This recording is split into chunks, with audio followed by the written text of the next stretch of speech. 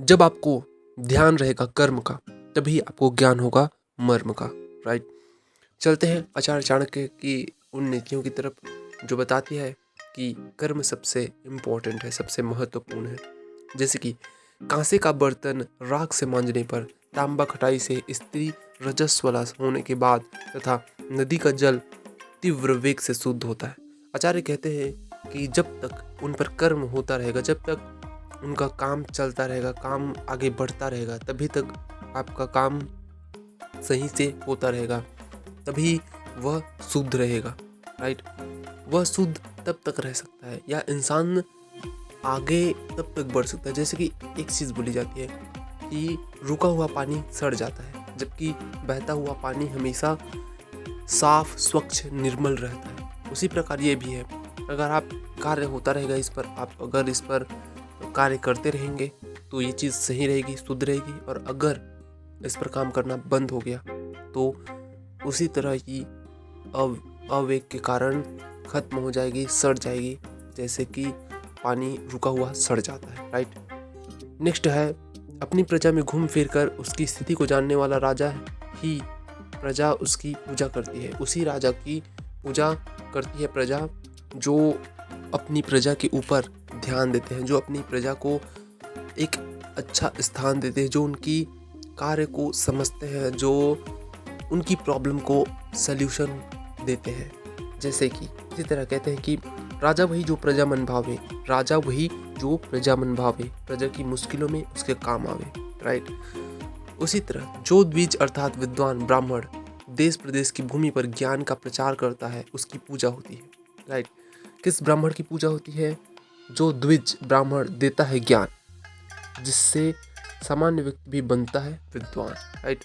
जो द्विज, जो ब्राह्मण देता है ज्ञान, इससे सामान्य व्यक्ति भी बनता है विद्वान। ऐसे विद्वान पंडितों की भी पूजा होती है। जो योगी सदा घूमता रहता है वह आदर सत्कार का भागी होता है, परंतु भ्रमण करने वाली स्त्री भ्रष्ट हो जाती है।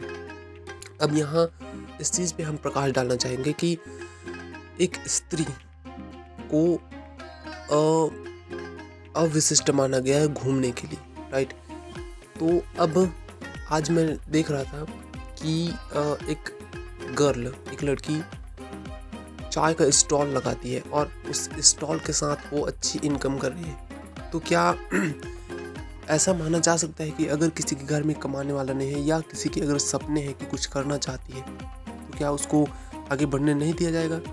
पर यहाँ हमारा बात इस वजह से चालू होता है कि घूमने वाली, भ्रमण करने वाली स्त्री भ्रष्ट हो जाती है, क्योंकि वो अपने धैर्य को, अपनी ताकत को बना नहीं पाती है। अगर कोई भटकती है उसका कारण होता है डिसिप्लिन का ना होना। अगर उसके पास डिसिप्लिन नहीं है, उसके पास खुद का स्वप्न नहीं है, तो वो कहीं भी भटक सकती है। लेकिन आज की स्त्री, आज के इस युग में सपने हैं सबके, सबके पास अपना एक कुछ करने का गोल है।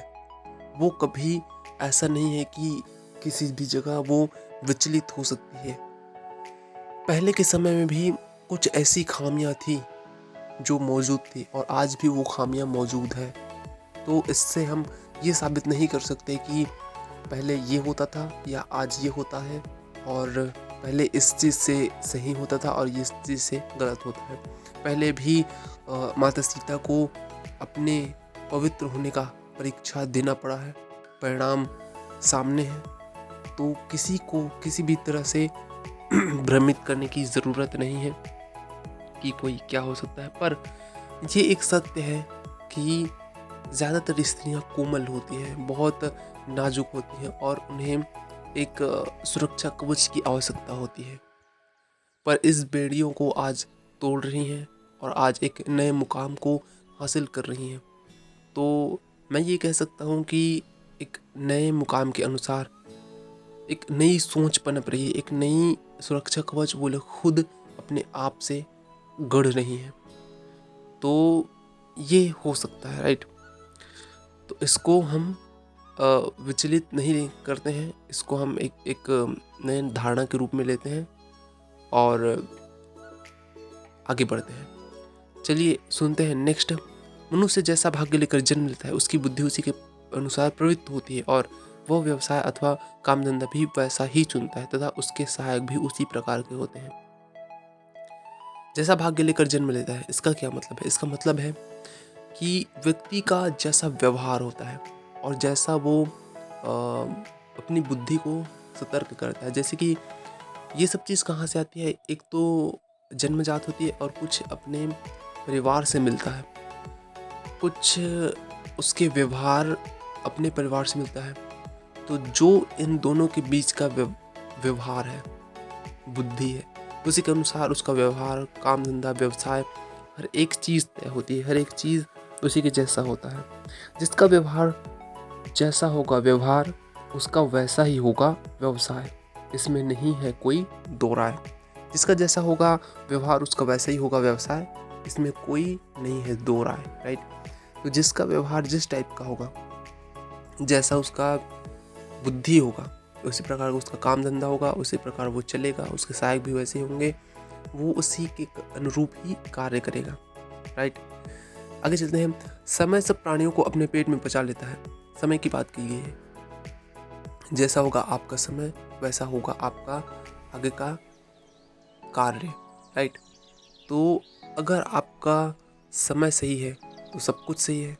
अगर आपका समय नहीं चल रहा है सही तो सब कुछ गलत है। आप पूरी तरह से, जैसे कि वो कहा गया है ना, विनाश काले विपरीत बुद्धि।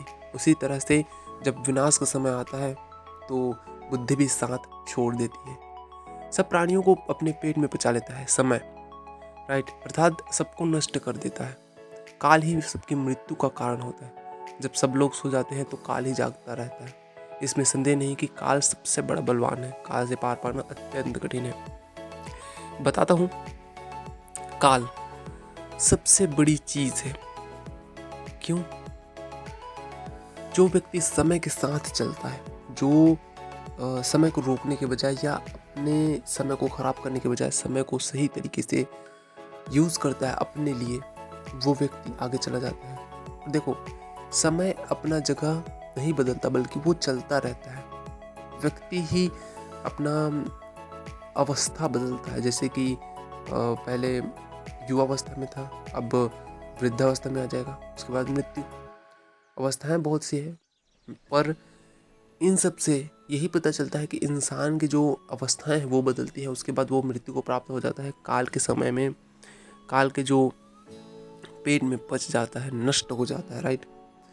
तो मनुष्य को हमेशा अपने समय का सदुपयोग करना चाहिए। If you do right your time, अगर टाइम को आप सही करेंगे अपने लिए यूज, तो टाइम भी आपको देगा सदुपयोग की चीज़, राइट। तो समय का आप अच्छे से उपयोग करना शुरू कर दीजिए आज से, अभी से, इसी वक्त से, क्योंकि मैंने बहुत सारी चीज़ों में समय गंवाया है, बहुत सारी अपॉर्चुनिटीज़ मिस की है और इस वजह से आज कहीं न कहीं मैं कुछ और चीज़ें जो पा सकता था, मैं उस चीज़ को नहीं पाया हूँ अभी तक। और मैं चाहता हूँ कि जो गलतियाँ मैंने की है वो आप शायद ना करें, क्योंकि आप खुद गलती करके सीखेंगे, इसमें ज़्यादा टाइम वेस्ट होगा। बहरहाल अच्छा बात यह है कि आप मेरी गलतियों से सीखकर अपने जीवन में अच्छा परिवर्तन लाएं, अच्छी चीज़ें करें। शायद मेरी एक गलती आपको एक संकेत दे दे कि आप ये ना करें और ये करें तो आपको कुछ सफलता मिल जाए, कुछ चीज़ में आप ज़्यादा कुछ अच्छा कर जाएं। तो I hope this is important for you. So चलते हैं, मिलते हैं नेक्स्ट वीडियो में। तब तक के लिए धन्यवाद। देखते रहिए चाणक्य नीति।